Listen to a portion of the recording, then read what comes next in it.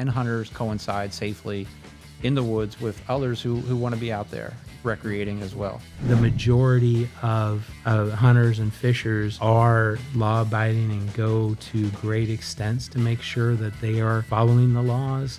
What does conservation mean to you?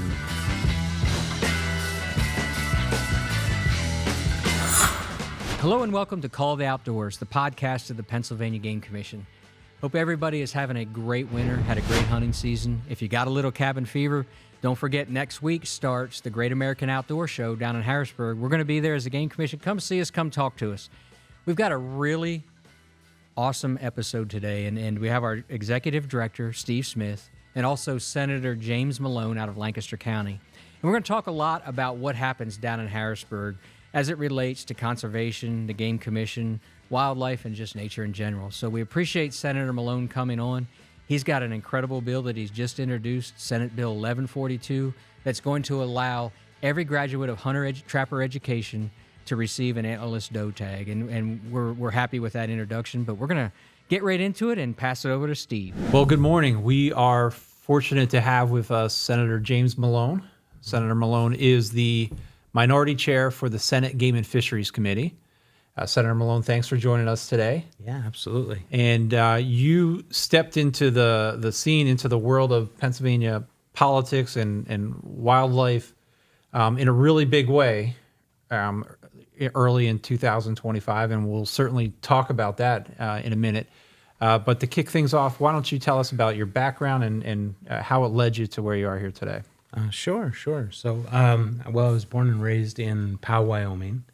And as it relates to game and fisheries, I spent a lot of time out there hunting, fishing, everything else. And just for reference, Powell, Wyoming is not Wyoming County in Pennsylvania. Okay. It's the Park County in the state of Wyoming, about 93 miles from Eastgate, Yellowstone.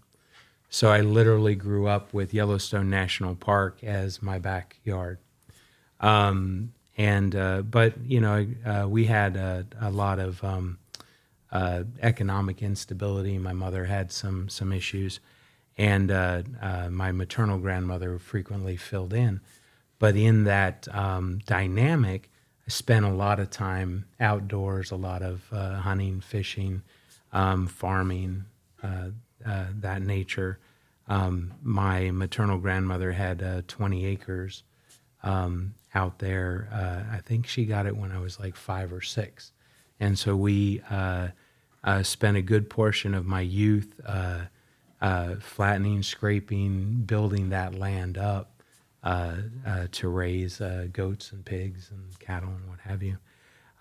But yeah, that's kind of just a general background. And then I ended up going to college down through Tennessee and ended up following different jobs and ended up raising my kids here in Pennsylvania, and stepped into politics proper as mayor of East Petersburg Borough, and then of course won that special election in March and stepped into the Senate. Right, and I think you told me that growing up with that background, you did a good bit of hunting and fishing, but it was more on a subsistence level than recreational level. Is that right? Yeah, that's true. Even the we'd get some bounties for nuisance hunting, magpies, skunks, those kind of things, depended on what the local farmers were having trouble with, that kind of thing.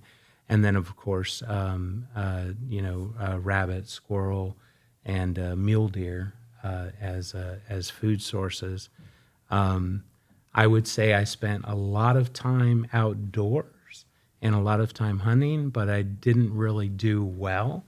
I can count on one hand how many I actually trapped and how many kills I actually had. But whenever we had it, it was good meat and stuff. And I was telling my communications director about going through a couple of different seasons of trying to dry, dehydrate deer meat. And one season I didn't quite get it dry enough and ended up with very green, very fuzzy batch of jerky. But yeah, it's a good experience. And when you look at Wyoming, you know, a lot of our hunters from Pennsylvania travel to Wyoming every year when they're lucky enough to draw tags. So, but when you look at the state of Wyoming, you know, and then look at the state of Pennsylvania, we almost have as many licensed hunters as the population in Wyoming. So, I mean, when you put that in perspective, hunting is so important to, you know, our tradition and who we are in Pennsylvania. But, you know, just a little bit about your views on hunting and what hunting means to conservation. Absolutely, absolutely. So again, for me, it's a very important aspect of connecting with nature and of drawing that bounty, whether it's fishing, you know, and out here it was great taking my kids out fishing and stuff like that. And even the Special Olympics had a fishing derby day. So myself and a lot of other parents would take our kids out there, and then we would like gut the fish and do the cleaning and hard all part. that. But you know, the kids got to have that experience. But in all of that, it is a way of really connecting with nature and with the roots. And I think it's something that, I mean, for me, I grew up and took it very seriously, simply because it was a very efficient way of gathering meat and another resource for my family. But even here in Pennsylvania, if you enjoy the sport, you know, there's Share the Harvest. There's all these programs that can take that meat and take those resources and redistribute them to folks that really need it. So there's, I think that's awesome in that continuation. And I also think that that helps bind a lot of people to that passion of we need to keep our natural resources in abundance. And that ends up helping everyone, whether you love hiking or you love, you know, mountain bike or just getting out there with a camera and what have you, or just a scenic walk, you know.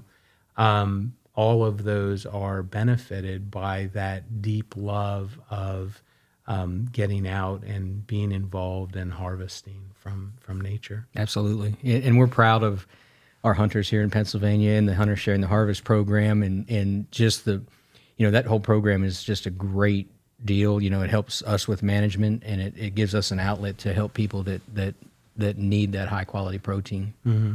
So coming from that background then to Lancaster County, and we know how important everything you talked about is to the residents of Lancaster County. In fact, I believe, and Matt, correct me if I'm wrong, but if it's the number one county for licenses sold, for hunting licenses sold. So when you then find yourself in Lancaster County and hear these issues again, they must be familiar with you, given that background that you have and how you grew up.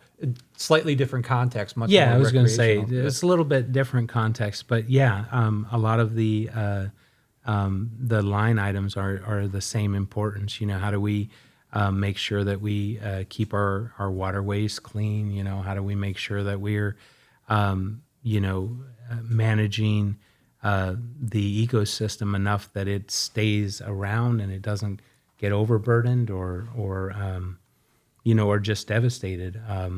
You know, throughout our country, we have history of over hunting to the point that of extinction in certain areas. And but you know, that was a long time ago, and we've taken the time to learn from those mistakes and to, you know, build up a very good, a very rich service, whether it's forestry or the Game Commission. And I think that is another testament to that conservationist nature moving forward, you know? Yeah, So, absolutely. it's good. You're correct. You know, mistakes were made in the past, but I think we've certainly learned from them. And that's always, though, in the back of our mind of absolutely. keeping that in mind, that it is a resource that could be depleted if not managed properly. And that's how we approach our decisions. So with that background, it's a diverse background for sure. You stepped in then to the Senate into the role of the minority chair in the Senate Game and Fisheries Committee. Mm-hmm. talk to us about your responsibilities in that role and how you're approaching it. Sure. Obviously, anyone on the floor gets an idea or learns from constituents and stuff, and they can put forward a proposal for a bill, and then based on the judgment of where that hits better, it'll get pushed into one of the committees, right? So something lands in game and fisheries, it's usually boat related or game related or fishery related. And then we try to, obviously at the discretion of the majority chair, we set up hearings and what have you to discuss, different bills. And then we'll either after that hearing or at a later date have a vote on, whatever that piece of legislation proposed is. And so we spend a lot of time talking with the Game Commission, talking with the Boat and Fish.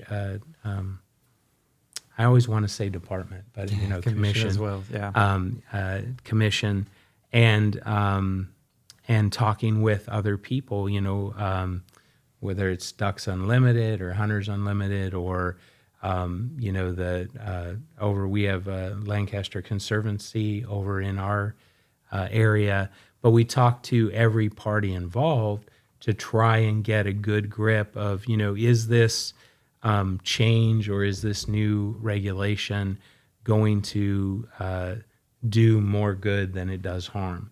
Because every time you tweak something, you end up with a little bit that's not comfortable, right? But the goal is to try and do the most good, be the most productive. And then, if we get that well, then, we'll try and, explain that to other folks and why we're doing it and everything. And sometimes it takes a lot of work, to get things aligned. Other times it's a no-brainer and people are, immediately on board and you can go forward. But that's really, it's that attempt at gathering all the different views, gathering all the different facts, and then sometimes having to mitigate between people's emotional responses and the actual data, and then, all things considered, we're able to move something forward. Yeah, I think that was a great summary of what that process looks like, and nodding along as you talked about it. And I kind of look at, for the Game Commission's perspective, our power, if you will, our responsibilities all flow from Title 34, right? Mm-hmm. That's the statute that created us. It governs us. And we see the committees, be it Game and Fisheries in the House or in the Senate, as kind of the gatekeeper to Title 34. Mm-hmm. As you said, any bill that impacts that statute has to run through those committees, and the chairs then obviously dictate in a large sense how that's going to play out and what it's going to look like moving forward. Sure. And take into consideration all that input, and as you talked about, and hearing from stakeholders and that process behind the scenes that goes into it. Right. And that played out in a very real way, again, early in 25 with Sunday hunting legislation, which, if I recall correctly, was that your first meeting? Yeah, I believe that was my first Game and Fisheries Committee meeting. Yeah. But Senator Rothman and I had talked about it beforehand, and I actually thought it was funny because he came up and he goes, "What do you think about Sunday hunting?" And I was like, "I know it's been a big debate here for a long time. I don't really understand why." And had that explanation of, and actually in committee, we had some different debate, and I brought up, growing up out in Wyoming, and, being out hunting and realizing that there are hikers and bikers and everything else, and you learn, it's your responsibility to manage your firearm and your field of view and everything out responsibly. So, you're not out shooting at a ATV driver. You know the difference between a deer and an ATV. So it was an interesting discussion because of the history and the way people are used to doing things. But my big push for the change, and actually my push for the change exists even before I got in as mayor, because my kids were very active in cheerleading and football and track and field and all these other things. And I'd had friends talk about, oh, hey, we're going to the hunting lodge, and we're going to go here and that. And it's like, okay, well, I'm not going to be available. But it is one of those things that when I started talking to just folks in general, after we, moved the bill as well, they had a lot of the same experience as I did. Their parents or grandparents had a lodge up there and they loved it when they were able to get up there, but their kids are so active that Sunday's literally the only day that they would have to be able to take their kids out, and participate. And so, once I got in and, Rothman asked, and I was already very much on the side of, we should change this and allow, and it is a bit of a misnomer in the bill overall, because all it does is allow the commission to set that schedule. Right. Yeah. So, if things are going on some season and it doesn't really work, they would readjust that schedule. Yeah, But you're absolutely correct. Yeah. And going into that, we had a chance to talk prior to that vote, and just as sort of aside, we knew that committee meeting was probably going to be the toughest obstacle that bill had. So you and I talked a few weeks prior, and then given it was your first meeting, though, as we went into it and we're kind of counting all the votes ahead of time, we were very curious, to put it mildly, to see how you would vote on it, and if your early support that you told us was going to hold, given how quickly controversial it came and how much it was debated in committee.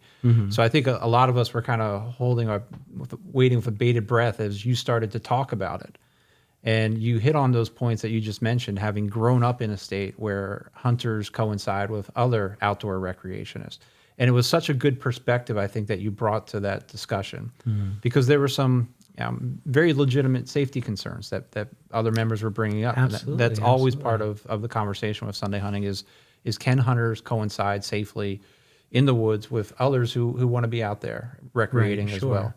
And that was kind of driving the debate. And then you spoke, and again, we were kind of all anxiously waiting to see where you were going to be in any committee vote, but particularly one in which it was so close, right? In which it was coming down to one vote. All votes mattered, and certainly yours as the newest one is where we were looking towards. And then you gave that perspective, talked about you've seen hunters coincide with other outdoor recreationists, and that you were comfortable making this vote. And on a very personal level, as soon as you said that, I kind of breathed a sigh of relief. I thought he held to his word like he said he would. I mean, that was a really a great moment. Well, and I have talked with Representative Malone. He's got a Y at the end, and I've talked with other folks, and one of the things that I say as an argument is, look, we've had about 200 years of what's now the old way, so give us 3 to 5 years of this new cycle, and let's see if it does what we're hoping. Let's see if it increases hunter participation. Let's see if it helps reduce our overpopulation of deer. Let's see if it helps with our farm work, trying to reduce the crop decimation and things like that. So. But 3 to 5 cycles, if we get that far out and it's absolutely not working at all, then there's a valid argument to, hey, change the schedule. Absolutely. But you don't even have to change legislation at that point, right? Because you have the freedom now, you can change the schedule. Absolutely right. So. And it is obviously a limited data set. We just had it out for one fall hunting season, 13 Sundays, but We can say as of now that we don't have any reported incidents involving safety accidents with a hunter and a non-hunter. Again, limited data set, but at least the initial year, what we've seen is it kind of validates exactly what you said, that our hunters are going to be able to coexist and share the woods with non-hunters. So very encouraging based on what we saw from this first year. That's awesome. I hope that continues. I got to ask you a question because I'm sitting here just thinking while y'all are talking about that. So being from Wyoming and Tennessee and Pennsylvania, like when college football is on Saturday, who do you root for? So my wife is a diehard born and bred Eagles fan. Okay. So I am a fan of a fan. I got you. Go Birds. Good answer. Next season, apparently. They wiped out this season. Yeah. But, So, you know, we're fortunate in this state to have so many public opportunities to wildlife viewing for our game land system. And, you know, we did the Middle Creek when we opened the viewing platform last year.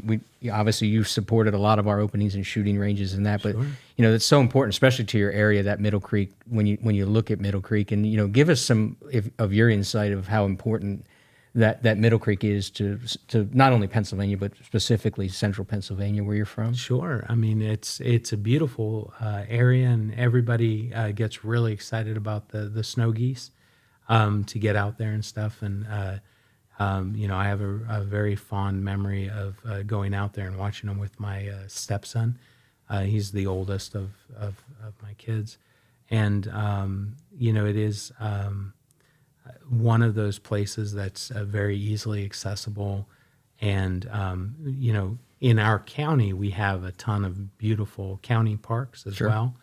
But getting out there and seeing the waterway and seeing the nature there, even before the overlook, I think is what it's called. But Yeah, experiencing the migration there, like when, you know, life's busy, life happens, and it makes you take a breath and just enjoy Mother Nature and what we're afforded to. And you know, we're so lucky to have our forefathers that were smart enough to buy land and buy those areas, and it allows us to continue to manage wildlife for everybody. Yeah, definitely, absolutely. Well, and one of the things too, like when we were out there, we did a small bird capture and identification, and even walking up to the ribbon cutting.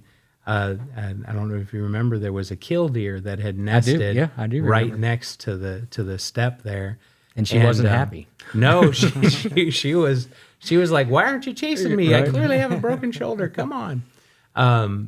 You know, it is always funny to me how they react, but it was very interesting to see some of the guests who were just enthralled about seeing the eggs and about seeing the display, and you know, your staff on hand were very malleable with them, discussing, you know, why the killdeer was acting the way it was, what its motivations were, you know, all those kind of things.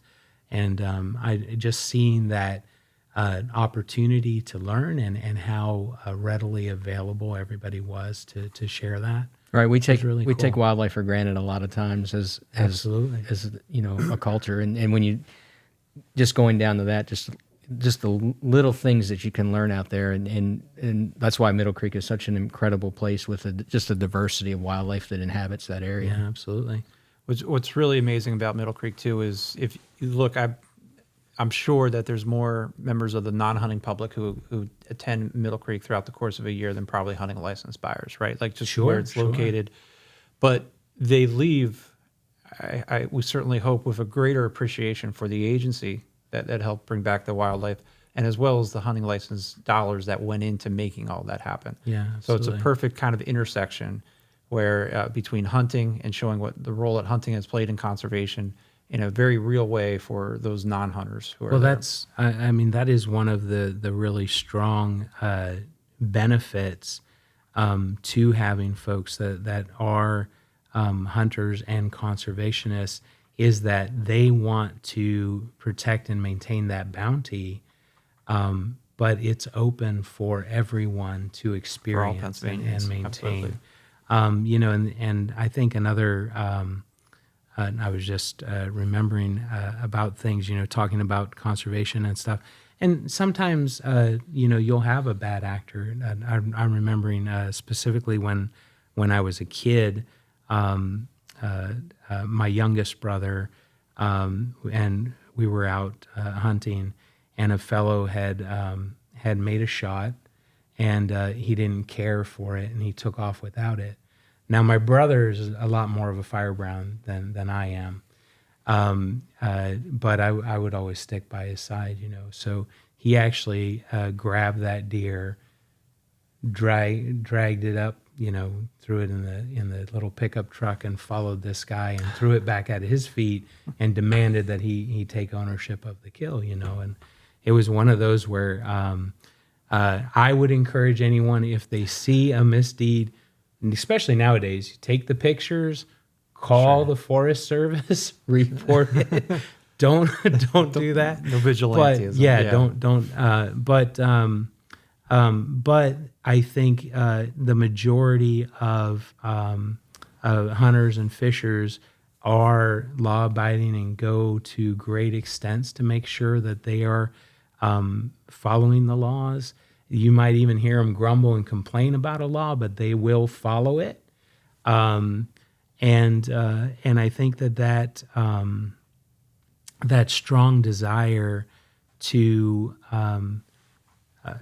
keep things functional for everyone, I think is something that is rooted in that desire of conservation and that desire of bounty. Yeah, I think that's a beautiful definition Absolutely. of it, and it, that situation you described, I think, hits a chord with a lot of us. There's probably few things that get a reaction as much as seeing the resource being wasted. Mm-hmm. And that, that's the opposite of what we're trying to promote. So Right. again, we probably wouldn't encourage that, but can understand that reaction on a very personal level. Some tough folks in Wyoming. Right? We ask all of our guests this question. There's no right or wrong, and it's kind of like everybody has their personal definition, but what does conservation mean to you? Well, I think I've alluded to it a lot, but it does literally mean using the knowledge and resources that you have to maintain that ecosystem as naturally as it is. I know we have a lot of it shrinking, but even in that, to understand what we can harvest out of an environment and what we put into it, and trying to maintain that balance so that it exists not only for us but for our neighbors, for our children and grandchildren. Right. Awesome. So, Well, I appreciate the extent to which we've been working with you and your staff just recently. I think you contacted us and said you were interested in ideas on how we can continue to promote hunting for that younger generation. And we've been in contact and kind of have circled around an idea of getting an antlerless license to those young hunters to give them a greater chance of being successful early on in that experience. And I like the originally I was just heavily focused on, the 15 to 21 group, and the legislation, the way it's written, is actually any new hunter that goes through the program would get that tag. And I do want to reiterate that is in addition to the tags that are already released, because I know somebody will be like, they're taking our tag. In addition to the tags that we've already released, and I think that's great because we have stories in our own legislature of folks that got started in hunting and fishing later in life, and I think that prompt or that a benefit, I think, would be useful. Both for the young and the old. I mean, absolutely. I have two boys, and for me, I made it a priority to make sure they went through Hunter Ed before antlerless licenses went on sale. I was very cognizant of that, of the need to get them that antlerless license in year one, and sure enough, one of them filled it. So it was a good thing that they had it. Cool. However, we know not everybody is going to be that fortunate. And just this past fall, I was in a class of hunter ed students, and it was mid-October already. So the hunting season was well underway, and all of the antlerless licenses for that unit were already gone. And it struck with me that here they are, they're going to graduate, and probably majority of them are going to start hunting this year and what's left of the fall season, but they're not going to have an opportunity to get an antlerless license. And that, if you look at harvesting a deer, the odds are much greater, especially for a young hunter, that their first deer is going to be an antlerless deer. So I appreciate, again, that your willingness to address that and say, here's a potential solution for it. Again, not taking away from the overall quota, but setting aside some licenses for those new hunters as they come through the program, so that when they graduate hunter ed, be it in June or be it in October, like that class I was with, they're still going to get a chance to get an antlerless license when they go out that year. Yeah, I think that's really exciting. I thank you for being willing to take that on. And I think it was last floated back in 21. It was funny because when it was mentioned to me, I talked to my legislative director and I was like, didn't that already get through? You know, and you guys went back and forth and we found the exact date, you know, whatever, when it was originally floated. But I think it's a good idea and we might as well try it. Yeah, absolutely. I thought it had come up before. I didn't remember one that sounds about right. Yeah. But, you know, we see it all the time. Sometimes these ideas need a couple years of pushing on them for it to come through. But this one I'm pretty excited about. I think there's going to be a lot of support for it. So appreciate that, and we'll get working on it right away here this winter when they get back to the Capitol. Yeah, I think we just got the number from the Blue Book or whatever. I know there's in the legislation there's a lot of processes that are very traditional. But they always kind of crack me up, especially modern day, because we've had PDF since we've had PDF really easily since the 90s. So I won't go farther back. But it cracks me up that we're still printing copies of things before their final laws. Right. I'm like, dude, PDF go forward. Might be a problem with ink sellers and printers and different things like that. We'd have to reorganize how things went. But I imagine the amount of revenue you could save by just not actually printing every iteration.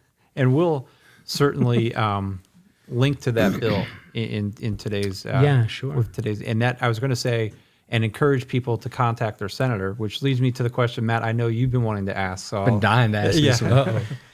Well, you know, number one, thank you for that legislation, because R3 is not just important in Pennsylvania. R3 is important across the country as we look at the future, you know, recruiting, and that's a big step for us. But so for me, I was involved in the hunting industry prior to coming to the agency, and really never even realized what happened downtown, and still don't. And, you know, for a lot of our constituent base, they really don't know when, how, and why, where to contact a legislator, a senator, and giving some insight on when is it time for somebody out there to reach out to you. I mean, it's honestly, as soon as you see a problem that you need, or you feel like you need to understand something state related, you know, reach out. You know, we have every senator has constituent services staff, right? So it's not just us alone. So you can reach our office, give us the rundown of what it is, and you know, that gives us a list of case files of, oh, hey, there's 5 people that are interested, or there's 110 or whatever. So we get an idea of what is out there and what the flavors are, and it lets us know to pay attention to something, And sometimes it may come down to a misunderstanding of the law, in which case our case manager will be able to explain that to somebody. In other cases, it really brings up a gap, and then we all start chatting and trying to figure out, what's really the right way to move forward. stuff like that. So, Thank you. We yeah, can always find a absolutely. solution. I mean, that's Yeah, the biggest thing. We all have to absolutely. work together to find solutions. I mean, Absolutely. that's how the world works. But thank you for that insight, for sure. Senator, is there anything else that you wanted to cover? Well, I know your time is so valuable and appreciate you taking some minutes here with us today. So I wanted to, again, see if there's anything else that you wanted to cover here. No, I honestly just really wanted, I had put down some side stories and stuff in case they came up, but We always love a good story. If We're they not don't gonna come in, it's all good. But I think the chasing down the guy with the deer is a pretty good story. So I appreciate that one. that was my youngest brother. He was a firebrand, but yeah, I just want to encourage people to really enjoy the outdoors. Really take time. It's probably super common nowadays, but I paid my bills and stuff through IT development, and spent a lot of time in just a solid room. I spent a lot of time talking to folks, but not a lot of time outside in nature. And so that idea of remember to get out and touch grass is really important. Yeah. You get a breath, you see that the world is bigger than your phone or, your immediate project. Yeah. So I think that's really important. That's a great message. There's literally a healing benefit to being outside, and I think that that's why it's so important here in Pennsylvania. That's why the outdoors matter. That's why hunting matters. Is that connection to the land, which is what we started off talking about. So I appreciate you bringing that back. Absolutely. I did want to say one thing, which is appreciate you bringing your hat with you. Yeah, well, but it looks like it's seen some use. Yeah, it has. But I wear it whenever I can. Handle the wind on my ears. Otherwise, I have about 3 other skull caps that are also the same. So we got a couple notes from your staff that like your hat's way too dirty and Oh, so, no. yeah. So we have one for every day of the week and then a special one for Sundays. So we appreciate you flying our flag. We do. Love that. Yes, absolutely. Thank you for everything that you do, Senator. Absolutely. Thanks.